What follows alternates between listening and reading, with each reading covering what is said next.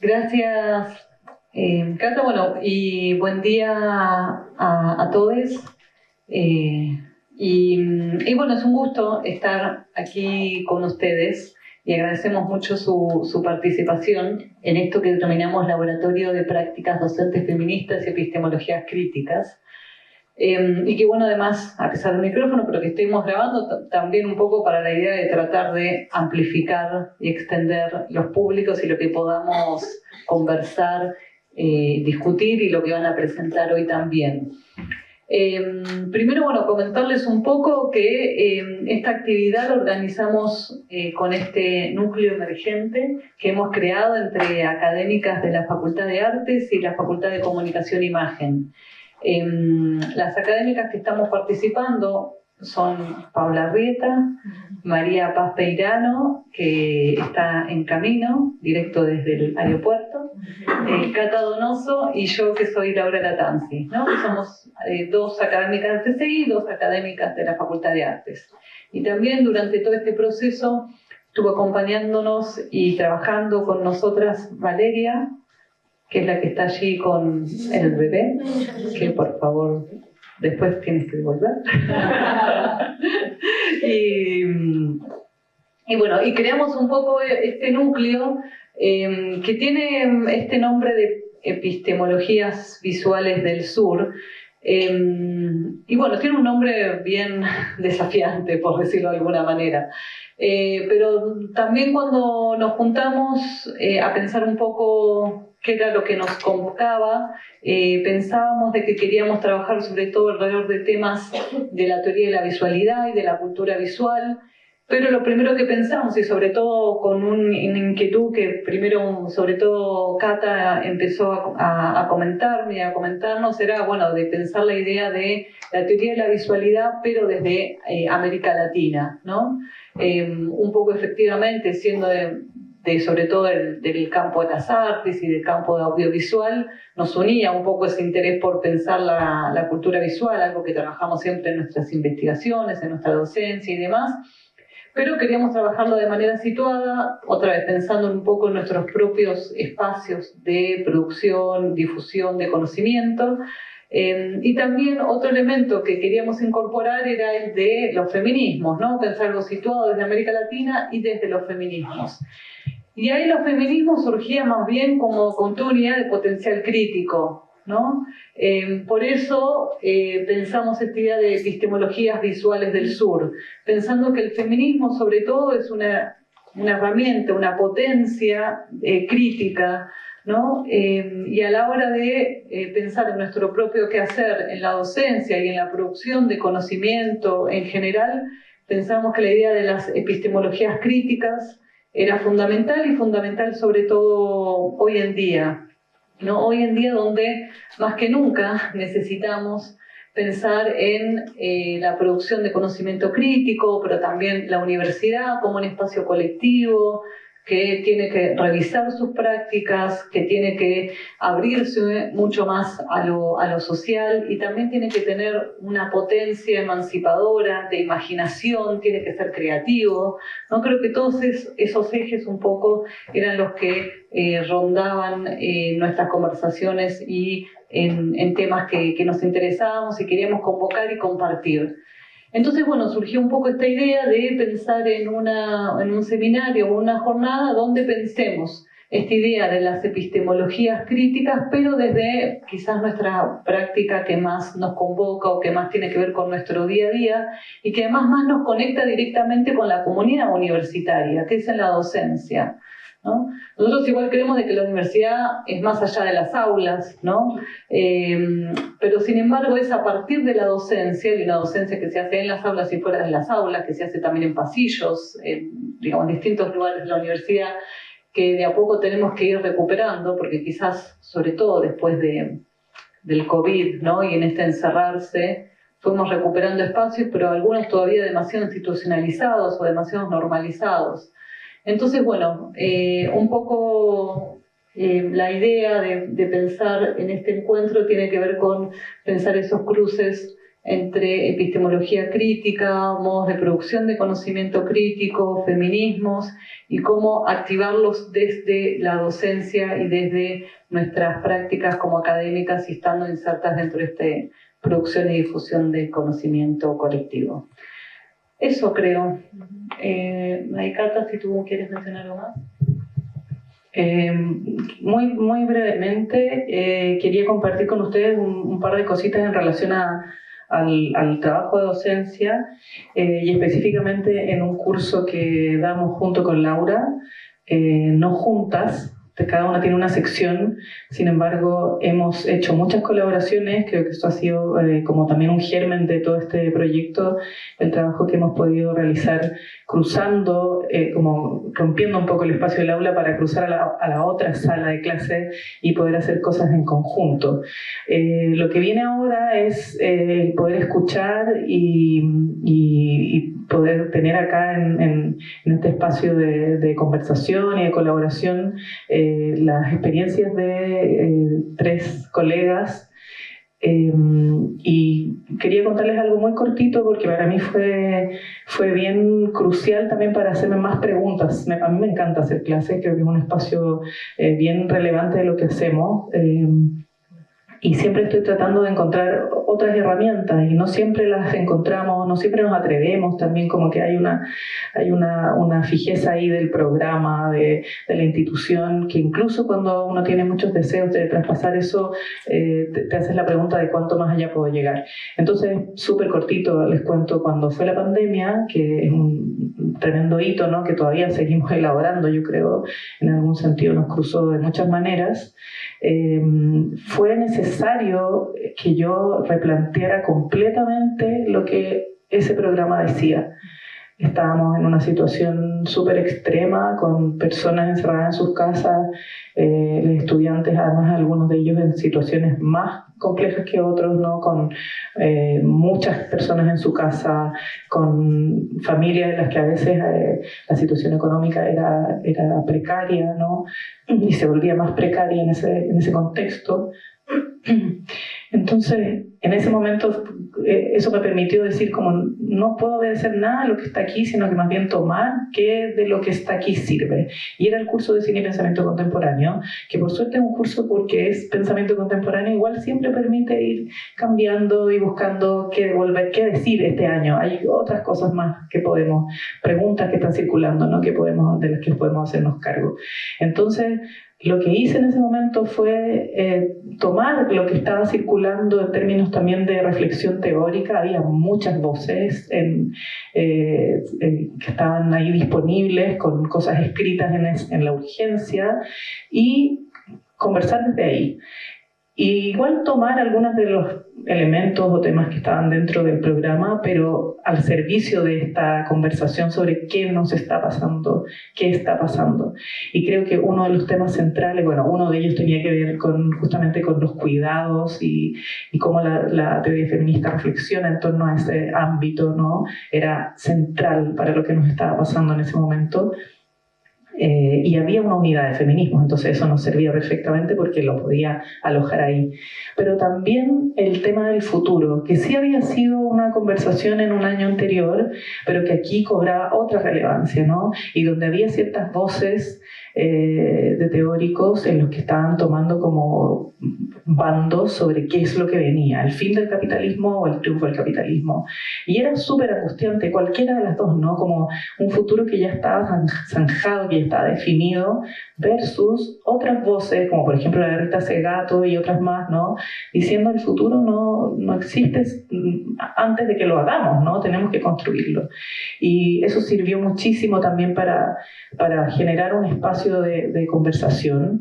Y finalmente la evaluación fue que entre ellos y ellas escribieran cartas donde usaran algunas de las ideas que habíamos estado conversando y fue súper provechoso y realmente me conmovió cuando recibí mensajes de mis estudiantes diciéndome gracias por haber hecho esto, porque fue un espacio para poder estar, ¿no? Estar en un lugar que tenía sentido en medio de lo que estábamos pasando. Y me reconfortó mucho el sentir que esto que lo que nosotros trabajamos, que están desde la teoría, ¿no? Y que a veces cuesta como alojarlo realmente en un lugar, no solo se lograba comprender, sino que estaba en ellos, en ellas, en ellas de una manera profunda. O sea, había sido un lugar donde estar, había sido un lugar donde estar en un momento en el que no sabíamos dónde estar, ¿no? No podíamos estar fuera y estar adentro. Tenía cosas hermosas también, un redescubrimiento de ese espacio, y eso también es algo que conversamos, pero también tenía algo muy angustiante, ¿no? Y sobre todo para personas jóvenes que necesitan mucho estar en el espacio público con sus pares. Entonces solo quería contarles eso, que es como algo que contiene muchas de las cosas que seguramente vamos a estar conversando esta jornada. No sé si Paula no quiere decir algo, porque no quería, pero te lo decía. Hola, yo soy Paula. A propósito de lo que dice Cata, con Laura también tuvimos una experiencia de cruzar a la otra aula. Y como académica es algo, nos dimos cuenta que pasaba muy poco, que los colegas no saben qué clase hace uno y uno no sabe qué clase son los colegas. Y también hay un poco como de pudor, ¿no? No sé si les pasa, como que viene un colegio. Y sin embargo, nuestra experiencia fue la de como volvernos muy pares. Para mí era como ir a clase, porque Laura daba sus lecturas y eran lecturas que yo no conocía, al revés también. La Laura investiga cine y yo investigo arte contemporáneo, entonces pudimos como complementarnos un montón, perder mucho el pudor y también generar como una suerte de germen de trabajo, donde también esperamos como combinar investigaciones, porque también pasa en la academia que la productividad académica dentro de la burocracia actuales es muy individual, es parcelada, a veces uno le pierde sentido de por qué está haciendo esas cosas. Entonces creo que hay algo también como que se da mucho en las prácticas feministas y bueno, en lo que espero que pase hoy, que es una forma como de construir colectivamente un saber que la universidad en general, no esta, pero en general se encarga de particionar, como de individualizar, y que la productividad académica, paper y todo eso son muy individuales. Entonces como una apuesta también de generar conocimiento primero desde la docencia, que pareciera a veces que están como divididas, ¿cierto? Que uno hace investigación y docencia fueron cosas totalmente distintas. Y también desde las prácticas de la universidad como un lugar común. Entonces, eso, espero que estén todas súper entretenidas hoy y que tengamos una buena jornada. Solo, de último, comentar el programa de hoy, que vamos a empezar ahora con la exposición de las mesas. Después vamos a tener la charla que va a dar Daniela Dorfman y después vamos a tener un almuerzo, lo llamamos almuerzo colectivo. Ahí vamos a ir a Las Encinas y tenemos reservado almuerzo. Creo que ustedes, si están inscritas, habrán puesto también sus opciones. Y después tenemos el taller de Paula Salas en la sede de la Facultad de Artes en Las Encinas, y finalmente, para terminar, con la conferencia performática Palestina Irreversible, Palestina Inexistente, de Ana Archa y Andrea Yadach. El programa, bueno, está muy enfocado sobre todo en compartir experiencias de práctica docente feministas, repensar la universidad de los feminismos, pero también queríamos cerrar con esta actividad más performática sobre Palestina, porque de alguna manera también queremos recuperar esa potencialidad crítica desde el mismo quehacer además que nos vincula sobre todo un poco al campo de las artes. Y para pensar un poco estos temas de manera mucho más cruzadas, no pensar que estamos hablando de feminismo, docencia, universidad, no de manera como separada, secularizada, sino que estamos cruzando un poco toda esta idea del pensamiento crítico, epistemologías críticas, feminismos, docencia, producción de conocimiento, el lugar de la universidad y demás. Eso, ¿no? No sé si querés presentar. Sí, vamos a comenzar entonces con nuestras invitadas que generosamente han aceptado compartir con nosotros su trabajo. Vamos a partir con Alejandra Araya, ¿te parece? Tengo acá una breve reseña.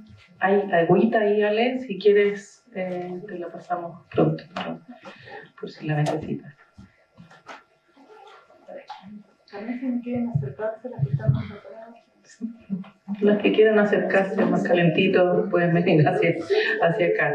Alejandra es licenciada en Humanidades con mención en Historia de la Universidad de Chile, magíster en Historia de la Universidad de Chile, doctora en Historia por el Colegio de México, estuvo a cargo del Archivo Andrés Bello por bastante tiempo, del 2010 al 2023. Sus investigaciones, escrituras y docencias se centran en la historia de las mentalidades y del cuerpo, con especial foco en comprender el mundo colonial como estructura de base de nuestras sociedades latinoamericanas. Bueno, hay mucho más que decir sobre tu trabajo, pero con eso tenemos para quienes no te conocen. Y aquí está tu presentación, Cuerpo, Conciencia Feminista, los cuerpos en escena, la sala como espacio público. Te dejo el micrófono. Bueno, muchas gracias, Catalina, muchas gracias a las compañeras que armaron este espacio, el laboratorio, a quienes vinieron, y estoy muy contenta de poder reencontrarse, la verdad, ¿no? Porque venimos, como ya se ha dicho acá, unos años intensos, desde el estallido feminista primero, 2017, en adelante, ¿no? Estallido social y pandemia mediante. Entonces, me parece súper importante lo que ya dijeron Catalina y Paula de quizás los cruces que ya tenemos, o sea, como las experiencias compartidas. Y una de esas, justamente, volver a hacer docencia post-pandemia. Yo decidí volver a hacer clases al pregrado. Efectivamente, estuve 12 años prácticamente en un cargo de gestión directiva en servicios centrales, que se le llama en la Universidad Versalles, ¿no? Es como el corte ahí, como el, ¿no? ¿Qué pasa ahí? Un aprendizaje súper bueno, intenso, bueno, pero parte de tu historia. Pero nunca dejé de hacer clases, ¿no? Siempre me ha interesado la formación, aunque la sala de clases y la docencia no es lo mío, es decir, no es lo que más me gusta, ¿sí?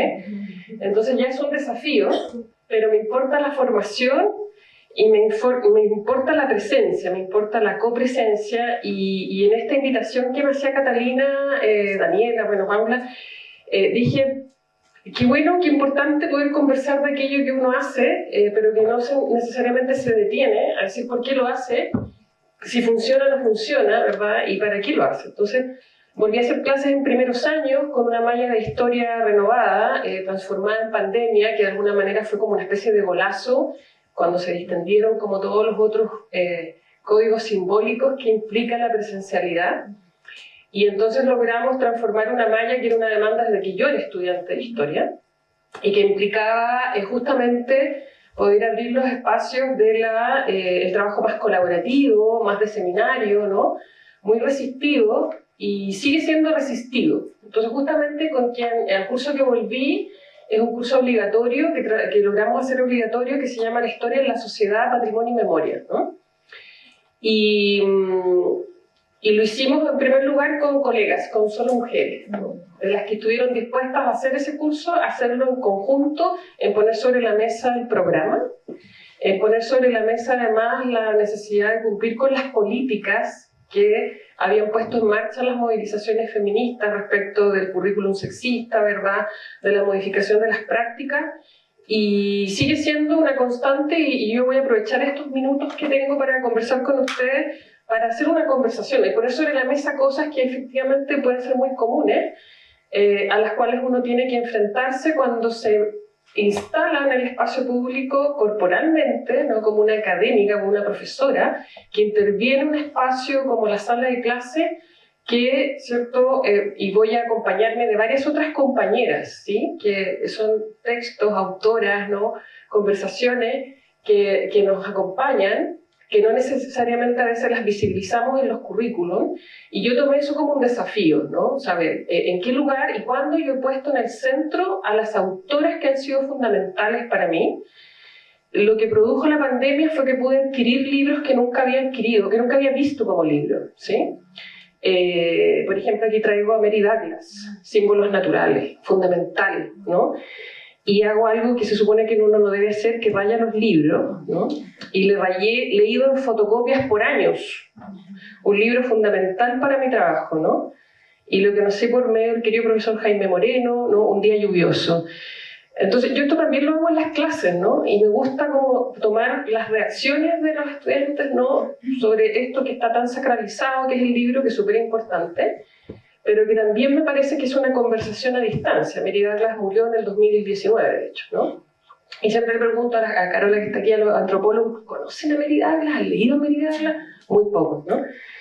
Entonces es como hilar una gran conversación, y en ese retorno me di cuenta de que justamente el principal desafío era volver a verse, volver a estar en el con los estudiantes, las estudiantes, les estudiantes, incluso en esta modificación del habla, con personas era como partir de cero. No nos conocíamos, yo no los conocía, ellos no me tenían por qué conocer, ¿verdad? Entonces, ¿qué hacemos en esa instancia? Y entonces ahí donde elaboré un trabajo de taller, dije voy a traer aquí la experiencia feminista del colectivo, del taller, ¿no? Y eso también es algo que quiero poner como en tensión, ¿verdad? Porque lo que les voy a proponer es que la sala, ¿cierto? La sala de clases, el aula, es un símbolo condensado, ¿no? Y entonces, cuando uno habla del taller, inmediatamente se produce una jerarquización. El taller es menor que la cátedra, ¿sí? El taller es algo como anexo, algo que no es tan significativo. Y entonces traje y le puse de corpo conciencia, y eso, si puedes pasarme la uno para que tengamos ahí esa imagen vamos a tener, ¿ya? Si la conocen o no la conocen. Y les voy a pedir que anoten 3 preguntitas que son bien esenciales y que es lo que me ha permitido como condensar un poco esta propuesta. Y es, ¿cierto? ¿Por qué estoy aquí? ¿Cómo llegué aquí? ¿Y cómo me siento? Y son 3 preguntas que articulan esto que yo llamo ejercicios de corpo-conciencia, que son preguntas filosóficas, ¿no? ¿Por qué estoy aquí? ¿Cómo llegué aquí? ¿Cómo me siento? Y entonces, en ese por qué estoy aquí, ¿no? ¿Cómo llegué aquí? ¿Cómo me siento? El cómo llegué aquí, de esa triada, suele ser uno de los que establece más posibilidades de conversación con cualquier persona, me doy cuenta. Entonces esto lo pongo también como propuesta, ¿no? ¿Por qué el cómo llegué aquí? Y algunos estudiantes me decían, pero profe, ¿se refiere a cómo llegué aquí, las decisiones que me llevaron aquí, o si me viene en micro? Y yo digo las dos cosas, todo, el cómo llegué aquí, ¿no? Todo nos importa, ¿no? Entonces, siguiendo entonces a Mary Douglas con el símbolo condensado, ella plantea esto, ¿no? El símbolo condensado, ella dice que para que los seres humanos se relacionen en el tiempo y en el espacio, ¿no? Es necesario un esquema simbólico. Y al igual que a ella me interesa el modo en que utilizamos los símbolos cada día como reguladores o canales de poder, ¿sí? Entonces la cotidianidad es súper importante. Y uno dice, bueno, ¿y de dónde? Porque las ideas no flotan en el aire, ¿no? O sea, y en realidad uno es una suma de distintas conversaciones, pero también creo que es importante, como gesto feminista y de solidaridad, el reconocimiento, ¿no? Y la autoría, porque el espacio de la sala de clases es un espacio público que hereda, históricamente, la constitución del espacio público desde la virilidad y desde la masculinidad. Entonces, es importante ir reconociendo en ese símbolo condensado cuáles otras redes de esquemas de símbolos operan. Entonces, por eso les proponía que el espacio público se entienda la sala, y voy a desplazar a otra cosa, el aula, ¿no? El oído, la escucha, como espacio público. Es un espacio, por lo tanto, delimitado por un ritual escenificado, y la invitación de las colegas de arte me encanta porque yo soy intrínsecamente interdisciplinaria y transdisciplinaria, ¿sí? O sea, como que me cuesta mucho localizarme en una parte, y hoy en día algo me molestaba quizás en algún momento, que era ser como el ave rara, y hoy en día, de igual que los mestizos del siglo XVI, ¿no? Me solazo y me lleno la boca con eso, ¿no? Como la descolocada, ¿no? La no situada, en fin, la anómala, ¿no? La ave rara. Entonces, si el espacio del aula, ¿no?, y de la sala es un ritual escenificado, hay que preguntarse quién habla, quién escucha, ¿no? Posiblemente para quienes vienen del teatro, ¿cierto?, vienen de las artes escénicas, eso no sería un problema. Pero resulta que el aula ya está escenificada de esta forma. Hay alguien delante, ¿cierto? Hay, ¿cierto?, unas sillas que están rígidas. En el proyecto Bicentenario, que da origen a todos los llamados aularios que están ahí en el centro, hicimos muchas conversaciones con distintos colegas. Fue una experiencia transdisciplinaria y nada de eso los arquitectos lo cogieron. Las salas iban a ser móviles, iba a haber paneles que se abrían, se cerraban. Volvimos al auditorio, ¿no?, a la cátedra, ¿no?, al podium. Entonces, ¿quién habla? ¿Quién escucha? ¿Cómo se escucha? ¿Y cómo está entonces ese cuerpo en escena? Entonces uno podría decir que habla desde un espacio, desde un habla corporizada, generalizada, que tiene en el centro la distinción masculino-femenino, que constituye e instituye jerarquías y rituales heredados, ¿no? Entonces, esto no es ninguna novedad posiblemente para ninguna de las que están aquí, pero la cuestión es hacerlo consciente, ¿no? O sea, cuando yo cruzo el umbral de la puerta de una sala de clase, ¿qué pasa ahí? ¿No? Aquí entro. Entonces, ¿por qué estoy aquí? ¿Cierto? ¿Cómo llegué aquí? ¿Cómo me siento? ¿No? Son 3 preguntas que les pido que me acompañen en ellas. Es una invitación, ¿no?, a partir de la pregunta, que además, ¿cierto?, formativamente central, la pregunta, ¿no? ¿Qué me pregunto? Entonces, ¿cómo pasar del taller a la clase y viceversa? ¿Cómo paso del círculo a, ¿cierto?, lo frontal? ¿Cómo en las prácticas corporales le damos el lugar a la palabra autorizada? ¿Qué tipo de palabra es a la cual nosotros tenemos que hacer frente, ¿no?, como mujeres, entrecomillado, que transitamos este espacio?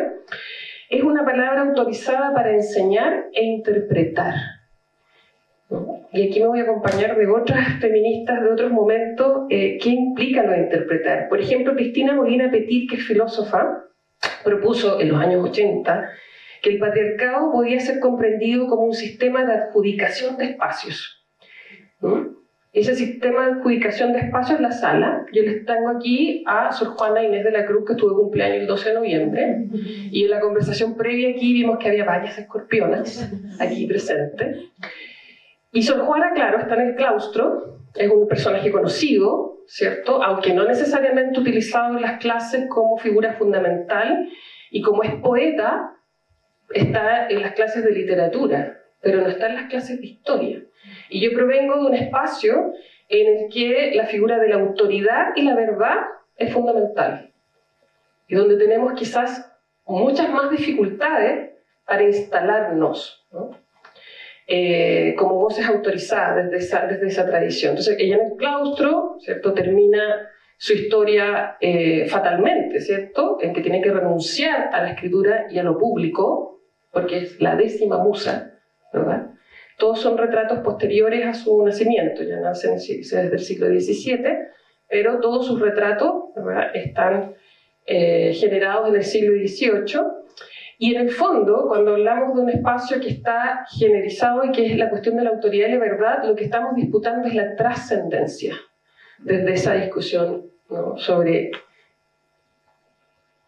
por qué estoy aquí, ¿cierto?, o para qué estamos aquí, o por qué queremos seguir aquí, ¿no? Y esa dificultad de hablar de las cuestiones de la interpretación y de la trascendencia de esta herencia de la masculinidad, ¿no?, como que las mujeres no pudiéramos hablar de aquello, ¿no?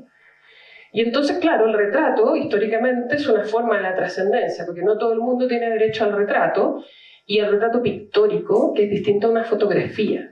Entonces, yo siempre digo esto, ¿no? Rosa Bebé es la primera rectora, va a tener retrato pictórico. ¿Cómo va a interferir el espacio de Versalles, ¿no?, Salón Domeico, ¿no?, el Salón Domeico, ¿no? Michelle Bachelet tiene foto, no tiene retrato pictórico, ¿no? Entonces aquí hay una cuestión histórica sobre el acceso a la representación y al ser representada en estos códigos, que es súper importante, es muy interesante. Entonces Sor Juana, la 10ª musa, tiene retratos. Si pasamos a la siguiente, ahí sí está la Dani y Bruno, está ahí también, ¿no? Y este retrato es interesante porque está en la rectoría de la UNAM, ¿no?, de una universidad pública, la primera surgida en una revolución contemporánea, ¿no? No las universidades como las nuestras que surgimos de revoluciones pero decimonónicas. Entonces está Sor Juana allí, ¿no? Y un retrato que mira hacia el espectador, ¿no? ¿Con qué símbolo? Los libros, que es la autoridad, la pluma, el papel, que son las tradiciones intelectuales con las cuales nosotras lidiamos, ¿no? Esos otros umbrales, cómo pasamos a la escritura, cómo pasamos, ¿no?, a el uso del micrófono, a pararnos allí. Entonces Sor Juana, ¿verdad?, efectivamente tiene un lugar relevante, pero aún lo tiene solo en la literatura y solo en la poesía, no como filósofa, por ejemplo, que lo fue. De hecho tenía cierto un gabinete de curiosidades, ahora enclaustrada, ¿verdad? Pero en ese claustro que las mujeres transformaron en el siglo XVII y XVIII en su propio espacio público, el lugar donde votan, donde administran bienes, y donde en el siglo XVIII las mandaron a reformar y las monjas mexicanas salieron a protestar en 1778, ¿no? Rompieron la clausura. Y esto es lo otro, es cómo yo construyo, como historiadora, una narrativa otra, que no está en el margen, si está en el centro. Entonces siempre digo, si yo comienzo la historia por esto, no voy a empezar por Hernán Cortés ni por Cristóbal Colón, ¿no? Voy a empezar por otra parte, ¿sí? Entonces eso es un desafío cotidiano. Amorós, si volvemos a las filósofas, ¿verdad? Les decía Molina Petit. Sí, déjala ahí, es la siguiente. Perfecta, es la siguiente, ¿no? Otra filósofa, ¿no?, que además fue un texto muy importante a fines de los 80 y los 90 para quienes nos involucramos con los feminismos en la universidad y en los colectivos feministas. Celia Amorós fue muy importante con un texto, ¿cierto?, que es para una teoría nominalista del patriarcado, ¿no? Fue muy clave, leí en fotocopias, comentado por otras, ¿verdad? Entonces ella plantea allí que hay una íntima relación entre violencia e interpretación. Catalina, todavía se menos el tiempo, porque yo puedo hablar infinitamente. En ese espacio público de la sala, que sería el reino de la interpretación, ¿no? Cuando nosotros entramos a la sala, entramos al reino de la interpretación. Está la cuestión del reconocimiento de los estudiantes primero, ¿no? Porque el reconocimiento, ya, si uno ya llegó allí, ya entró a la universidad, ya está jerarquizada, ¿cierto?, ya le dieron el curso, pero cuando entra, ¿no?, la cuestión del reconocimiento y de la convalidación. Y ella dice que hay, en ese paradigma de la convalidación, ese paradigma es viril masculino, ¿no? Entonces aquí estamos hablando de cuestiones del símbolo condensado de los géneros, ¿verdad? Y eso que uno escucha, bueno, que las mujeres en la academia nos masculinizamos, ¿verdad?, que tenemos que generar como estrategia de deserotización del cuerpo, ¿no? En fin, como todos esos elementos. Pero si lo ponemos en este lado de que hay una autoridad viril, que es el paradigma, ¿no? Ella dice, esto funciona así: tú puedes ser y poder conmigo porque eres como yo, ergo te homologo, ¿no? Entonces esta dificultad de entrar o de romper el pacto patriarcal de los espacios de autoridad para ser reconocida. Pero ¿qué pasa, cierto, entre nosotras también con el reconocimiento y con estos otros que son les estudiantes o, cierto, nuestros padres en este espacio altamente reautorizado?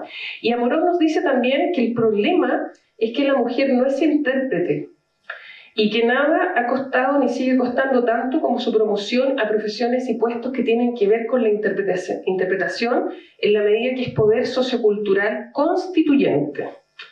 Por ejemplo, el sacerdocio, la judicatura, las magistraturas, las cátedras, el alto periodismo, todo lo está escribiendo en los 80, ¿no? O sea, habría que ver, bueno, hoy día, ¿dónde más se mueve esto, no?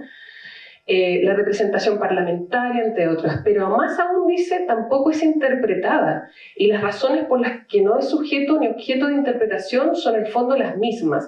Ha sido constituida ya como un topos o lugar común, y aquí vuelvo a la cuestión del espacio y el cuerpo, porque cierto que son siempre las mismas y que nos constituyen a su vez como objeto de violencia. Entonces, la ideología patriarcal, dice ella, es precisamente el no pensamiento sobre la mujer.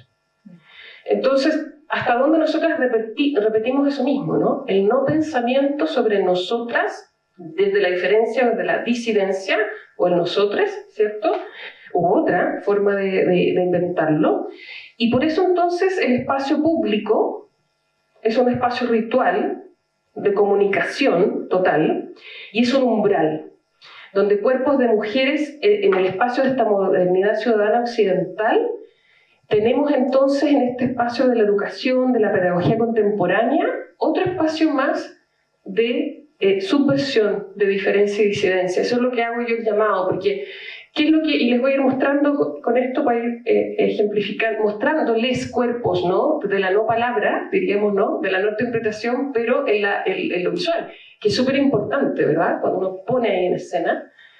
Entonces uno podría decir lo que está heredado, cuando hablo de lo contemporáneo, estamos hablando de los ciclos revolucionarios de la modernidad, que son los más conocidos, como la Revolución Francesa, ¿verdad? O como las independencias, pero yo digo, bueno, las protestas contra la clausura, ¿verdad? Y las protestas de distintas mujeres en distintos periodos históricos, porque me he dedicado a buscar esas palabras y esas huellas en textos judiciales del siglo XVIII, del XIX, y a poner un nombre, ¿no? Y escribo poniendo nombres. Los nombres que me encuentro los pongo, ¿no? Pero eso me he dado cuenta que lo hacía sin darle un lugar político, digamos, ¿no?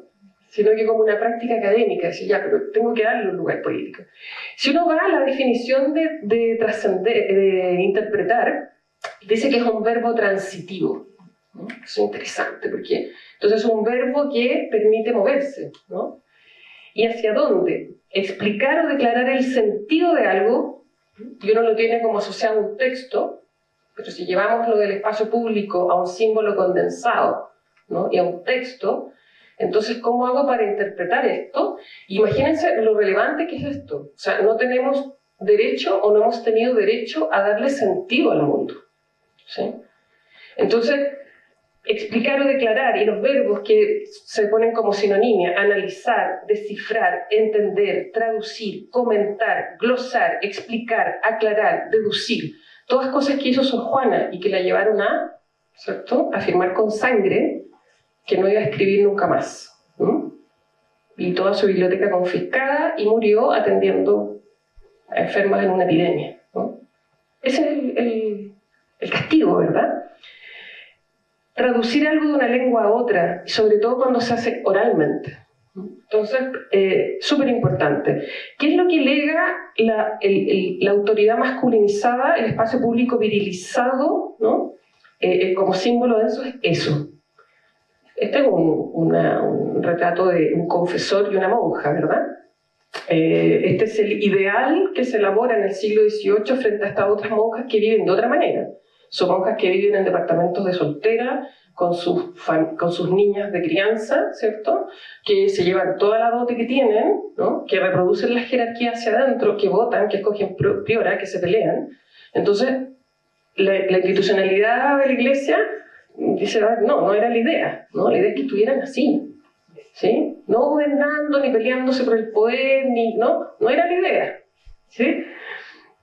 Y es lo que uno piensa de las monjas, y una de las grandes, ¿cierto?, como figuras de esta genealogía de las mujeres que interpretan el mundo para las feministas de los 80 fueron las monjas, la escritura de monjas, ¿no? Y que fue una disputa, porque era cómo vamos a tener como referencia a las monjas que son como la antítesis de lo que realmente queremos, ¿no? Pero resulta claro que sabíamos nada de aquello, ¿no? Entonces, ¿qué hereda? Lo hierático, ¿cierto? En la autoridad, corporalmente, entrar a la sala entonces reafirma las categorías del ritual del poder, o sea, del poder de interpretar. Ahí está el gesto. Ese, retóricamente, es la interpretación, ¿no? En la retórica de los gestos. Dicere, conducir, ¿no? Índice, ¿sí? Entonces, y que se hace visible y públicamente de lo micro a lo macro, ¿no? O sea, lo hacemos todo el tiempo. ¿Por qué estoy aquí? ¿Cierto? ¿Cómo llegué aquí? ¿Cómo me siento? Entonces, hay un código, hay una estética, hay un orden metafórico de fuerza, simpleza, claridad, un ritmo que no debemos desdeñar. O sea, que cuando yo hablo de cuerpo-conciencia, creo que esas tres preguntas permitan, ¿cierto?, abrir ese espacio ultra codificado para poder, ¿cierto?, hacerlo explosionar o hablar de aquello. Esos símbolos condensados entonces nos hacen hablantes de una misma comunidad, ¿Cuáles son esos símbolos condensados que nos hacen hablantes de la misma comunidad? Cuando no podemos hacerlo, ¿cierto? Cuando se rompen, ¿cuáles son los que queremos transformar? Y estas preguntas nos permiten hacer visibles esas categorías como ejercicios y hacer de eso una fiesta. Esa es la idea, ¿no? O sea, hacer una fiesta en la sala. Y con este ejercicio, y ya quiero mostrarles las otras imágenes. Los estudiantes se descolocan en primer lugar.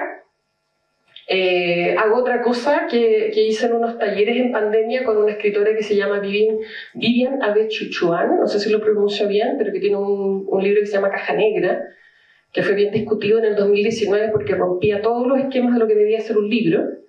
Hice un taller de escritura creativa con ella en pandemia.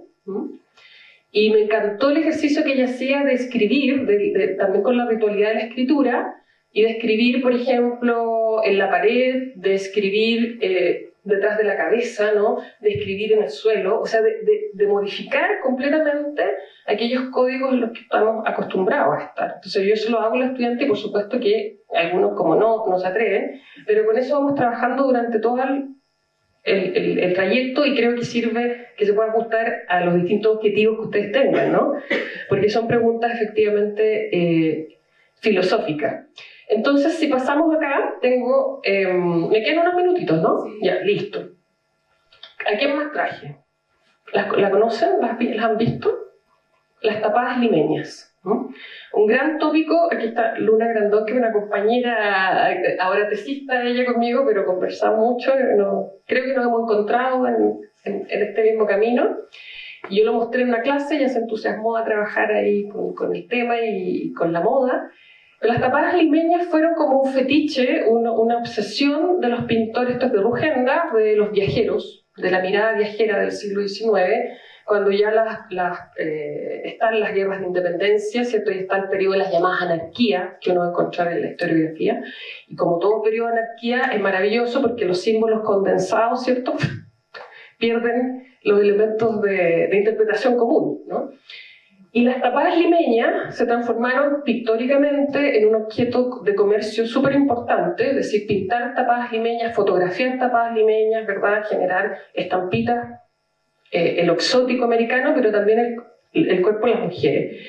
Si uno lo ve desde ese lugar, ¿cierto? ¿Y qué es lo que podía llamar la atención? Sobre las tapadas limeñas se le pidió en el siglo XVII a Antonio León Pinelo, que era un asesor del rey, pero nacido en América, al que se le pedían como opiniones sobre las rarezas americanas, ¿no? Escribió sobre el chocolate, por ejemplo, escribió súper interesante, y le pidieron uno sobre el velo en el rostro de las mujeres, ¿no? Que lo pueden encontrar digitalizado.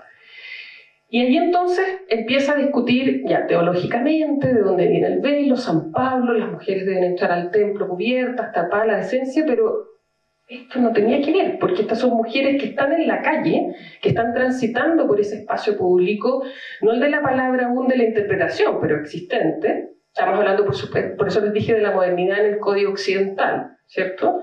Y ahí uno tiene que cruzarlo. Bueno, ¿qué pasa entonces con las otras mujeres, digamos, ¿no? ¿Qué pasa allí con esos códigos? Y Flora Tristán, a Flora Tristán sí la han oído hablar, ¿no? Sí. Pero su libro circula hace muy poco en este formato, ¿no? Las peregrinaciones de una paria. Y yo me encontré en Lima con él en el 2007, como libro, está prologado por Mario Vargas Llosa.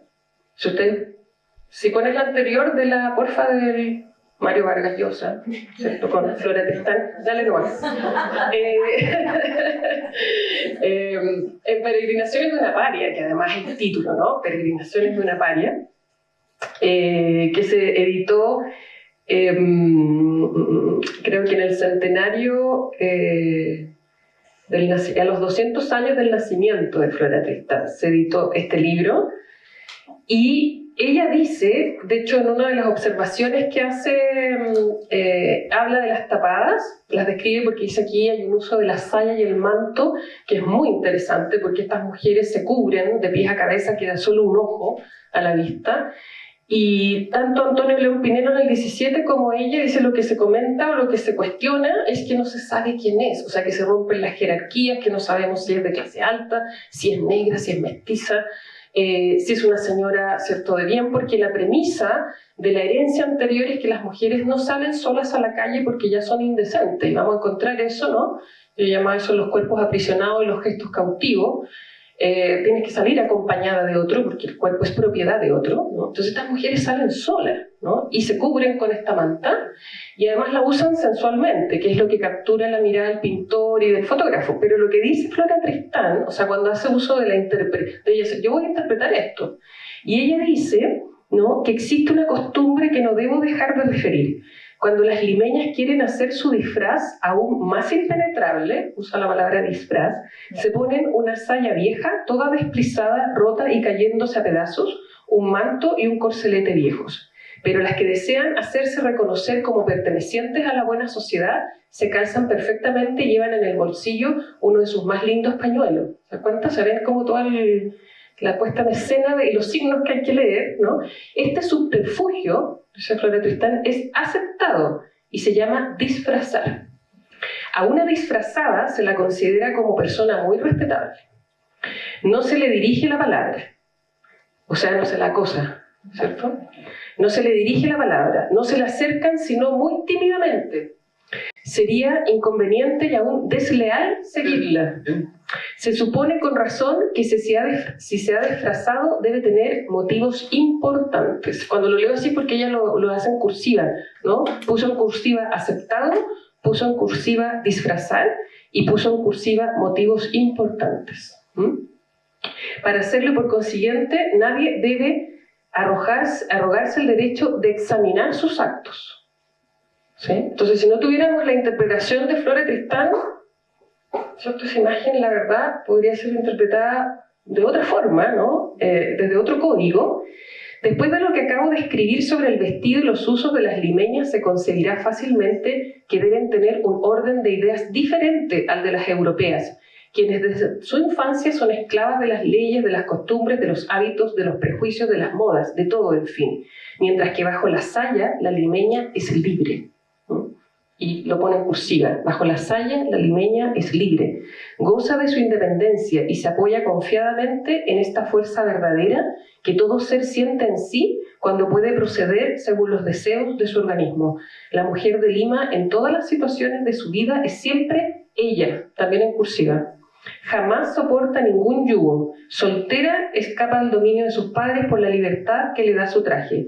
Cuando se casa, no toma el nombre del marido, conserva el suyo y siempre es la dueña de su casa. Cuando el hogar la aburre mucho, se pone su saya y sale como lo hacen los hombres al coger su sombrero. Procede en todo con la misma independencia de acción.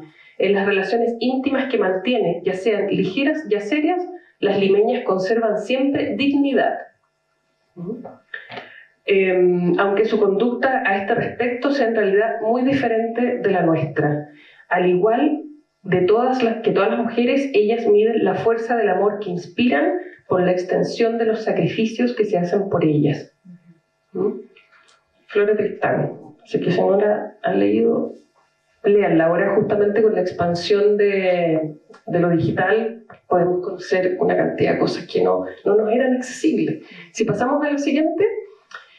En este trabajo de Alicia de la Isla, que es socióloga e historiadora del Perú, en este libro Los velos y las pieles, cuerpo y género, hizo este trabajo precioso, ¿no?, de pautear el caminar de hombres y mujeres, ¿no?, por la Lima del siglo XIX, entendiendo el espacio público, ¿verdad?, el salir a la calle, pero como les he planteado, cuando hablamos del espacio público y de la interpretación, es el uso de la palabra. ¿Y ahí dónde está el problema, no? El uso de la palabra. Entonces, mañana tarde, ¿no?, y aquí ya estamos en la sociedad, digamos, que los historiadores llamamos la sociedad burguesa, es decir, cuando se distingue el espacio privado de lo público en función de lo público como el lugar de los hombres públicos, ¿no?, que gobiernan, ¿ya? Entonces, el hombre en el trabajo, si lo tiene, encuentros puntuales, dice ella. Entonces ella tomó crónicas, ¿verdad?, documentos judiciales, utilizó la historiografía existente y lo mapeó, ¿verdad? Y el no trabajo, le diga, ¿no? En la mañana a la tarde, la mujer el ocio, ¿verdad?, y trabajo, otras dos claves, y las trayectorias, ¿no? Entonces, en la leyenda, en la línea continua es lugar donde hombre y mujer suelen ir solos. Lugar público de asistencia común donde hombre y mujer frecuentemente van separados en la punteada irregular. Lugar público de asistencia común donde hombre y mujer van separados o juntos.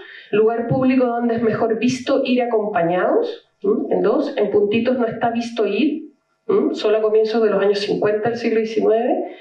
Casa, lugar de encuentro, ¿cierto?, de pareja.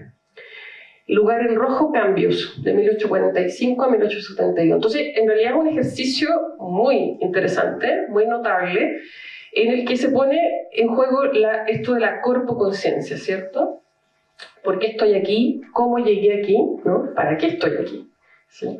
Entonces, y además la manera en que lo interpreta, o sea, los cuerpos juntos o separados, ¿verdad? Los cuerpos generizados juntos o separados, y reinterpreta la casa como un lugar de encuentro de pareja, ¿no? Y aparece, por supuesto, lugares importantes fuera, ¿no? El paseo, la plaza La Alameda, el Congreso, los toros. Ahí hay como uno ve distinto, ¿verdad? Porque en Lima, claro, la plaza de toros, un lugar súper relevante, que acá desapareció tempranamente en el siglo XIX, ¿no? Entonces, bueno, ¿dónde nos estamos moviendo? Siempre también situado. Si pasamos a la siguiente, por favor. Ay, qué rico, está durmiendo. Se durmió. También he trabajado mucho con esta figura, que ¿la conocen? Eloísa, ¿no? Eloísa Díaz, ¿cierto?, reconocida como la primera mujer que entra a la Universidad de Chile, en fin, en el Cono Sur. Esa narrativa, digamos, ¿no? Pero a mí me ha interesado mucho dos cosas que hace Eloísa. Ella defiende su tesis sobre la menstruación de la mujer chilena, ¿no? Esa es su tesis, en 1886, frente a un tribunal de hombres, y se permite hacer un discurso previo, de 3 paginitas, que lo pueden encontrar ahí en Análisis de la Universidad de Chile, que yo creo que debería circular. Ahora, es eso, ¿por qué razón? O sea, mientras Eloísa se preocupa de los cuerpos de otras, está perfecto, pero cuando habla, ¿no?, cuando está dando ahí un planteamiento, eso no nos interesa, y eso es lo que a mí me interesa. Además de lo otro, es una tesis que entrevistó a 14.000 mujeres, del siglo XIX, para preguntarles a qué edad menstruaban, ¿sí? Entonces no es menor tampoco lo que es Eloísa Díaz, o lo que fue. Hay una obra de teatro que vi, aquí estamos recibiendo sonidos del más allá, Eloísa. Entonces, ¿qué he tomado? La cuestión del umbral, o sea, como potencial filosófico del texto de Eloísa, ¿sí? Aquí no me interesa tanto si es clase media, mujer educada, pero siempre muestro otra foto porque es mulata, ¿sí?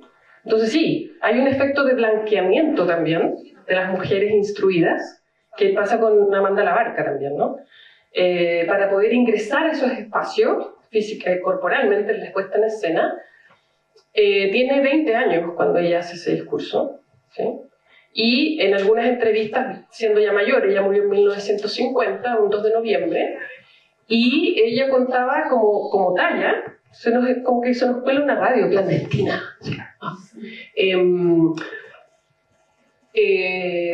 Contaba de que le hacían una broma a los compañeros cuando ella tuvo que ir acompañada por su mamá, ¿cierto? Porque no podía ir sola, tenía que ir una mujer decente, así que la mamá también, ¿cierto? Siempre decíamos con la Sole Montesinos que empezamos con toda esa cuestión del umbral y del biombo a la cátedra, ¿no? Que deberían haberle dado el título a las dos, porque las dos en realidad eran estudiantes. Y ella entonces hace este discurso inicial y ahí dice: vedado estaba la mujer chilena a franquear el augusto umbral de la ciencia. Entonces he ocupado mucho la cuestión del umbral. También lo hemos trabajado con mi colega Sun Cardina, que en pandemia dimos un electivo que se llamó A la sombra de Clio, mujeres historiadoras, ¿no? Entonces, nunca las historiadoras las hemos puesto al centro de la teoría y de la interpretación, ¿no? Entonces lo vamos a hacer ahora en pandemia. Después los estudiantes nos pidieron que fuera un seminario grado, ¿no? Y seguimos dándole vuelta a la cuestión del umbral. Y Eloísa, ¿cierto?, que aquí está con todos los atributos del saber de las humanidades, digamos, ¿no? Con el libro, pero y con la postura de la meditación. Eso también está, ¿cierto?, muy pauteado. Es una joven Eloísa, ¿sí?, muy joven. Si pasamos a la siguiente, entonces pongo ojo con el umbral. ¿Qué implica el umbral, no? La entrada primera, o como escalón donde se ajustan y tropiezan las puertas de las casas. Con esto les quiero llevar a la idea de lo patriarcal como una arquitectura, ¿sí?, en la que uno está ahí físicamente siempre como Sí, tropezando, ¿no? ya no en todo momento. Qué divertido. La primera, o como escalón donde se ajustan y tropiezan las puertas de las casas, ¿verdad? Entonces, ¿qué pasa con esta imagen también de la casa? Sí, la siguiente. Bueno, ya. El uso de la palabra, ¿verdad? Entonces tenemos a Eloísa, que se permite hacerle este discurso, ¿no? Antes de empezar a defender su tesis un 25 de diciembre, la citaron a dar el examen, ¿ya? Y tenemos a otras mujeres que están disputando los espacios de la palabra y de la interpretación en los movimientos feministas, las mujeres organizadas. Belén de Zárraga es una de ellas, ¿sí?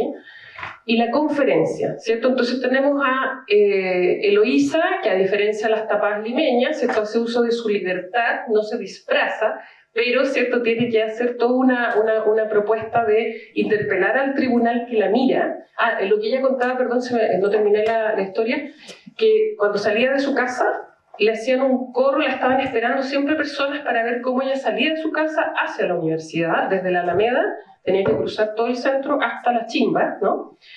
Y los compañeros le hacían una doble fila cuando ella tenía que entrar a la clase, todos los días. ¿Sí?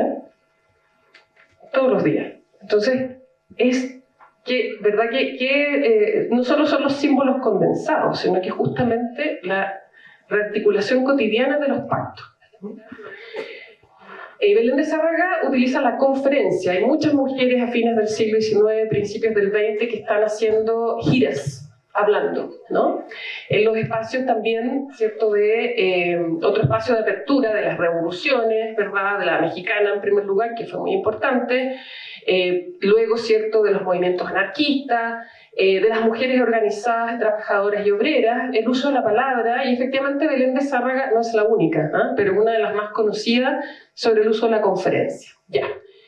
Entonces, ¿qué pasa aquí? Les quería mostrar, parece que me quedó mal pegoteado, a ver si vamos a lo siguiente, porque obviamente lo visual no es lo mío. Ya, así que a ver en la otra si estaba ahí. Ya, lo anterior les voy a, aquí no me quedó, pero si ustedes bajan de Memoria Chilena este volumen, ¿no?, que son las conferencias sociológicas y de crítica religiosa, lo que está detrás es la opinión de Julián Tivilo, que es una historiadora feminista que además trabaja con la cuestión de los archivos feministas afectados. Ella trabaja con la cuestión de afectarse por el archivo, ¿no? Ella decía que lamentablemente, o sea, no hay grabaciones de Belén de Zárraga dando estas conferencias, para ver justamente la puesta en escena de la Belén de Zárraga hablándole a hombres y mujeres en estos espacios. Era española, tenía un elemento como la extranjera española que estaba liada por ahí, ¿no? Y se empiezan a armar los círculos de mujeres que la siguen, los círculos Belén de Zárraga, y una de las principales promotoras fue Teresa Flores.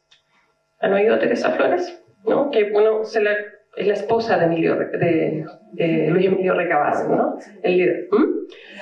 La segunda, ¿no? Entonces, claro, hay foto, no hay foto, ¿no? ¿Quién es? Bueno, y en este texto, si ustedes lo bajan, está comentado por un crítico, ¿ya? Entonces va la conferencia transcrita, que es interesante porque, claro, no está la grabación, pero el transcriptor pone aplausos. Cada vez que ella entonces pone aplausos. Pero luego viene el comentario, o sea, otra vez el cura, así, ¿no? Otra vez el cura, ¿ya?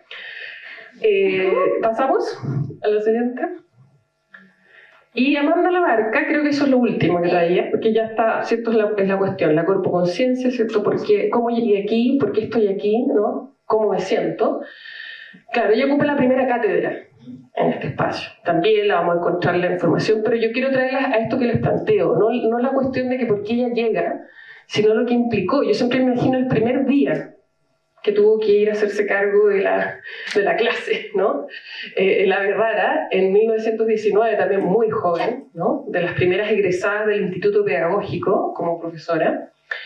En 1922 justamente ocupa es profesora extraordinaria de psicología, y es la primera que tiene este curso. Entonces aquí lo dejo porque, claro, ¿qué implica esto? Y esto es un debate como historiadora de la interpretación, ¿no? Porque siempre me pedían, bueno, estando en el archivo, no logramos intervenir la narrativa de la historia de la universidad que está en la página web, por ejemplo, ¿no? No logramos avanzar hasta allá de cómo transformar esa narrativa, que no es solamente poner mujeres en esa historia, sino que cómo la hacemos de manera distinta. Entonces, claro, ella ocupa la primera contratada, en el fondo, para hacer una clase, ¿sí? Pero en el Instituto Pedagógico para Formación de Profesores. Pero la primera catedrática del número del cuerpo de lo que se llama la Universidad de Chile es Inés Echeverría, Iris, que es una escritora, ¿no? Aristocrática. Y existe el discurso de ingreso como catedrática de Inés Echeverría en Anales, pero no está el discurso de Amanda cuando es nombrada primera profesora, ¿no? Pero Inés le hace un gesto y reconoce a las mujeres de clase media, porque igual como Flora Tristán dice, son más libres que nosotras. Han sido más libres, ¿cierto? Y han sido mucho más rupturistas y más valientes. Y ella sabe que está allí porque se llama Inés Echeverría, ¿no? Y que no es Amanda Labarca. Eso era la conversación. Espero que nos anime a seguir conversando y muchas gracias por el espacio.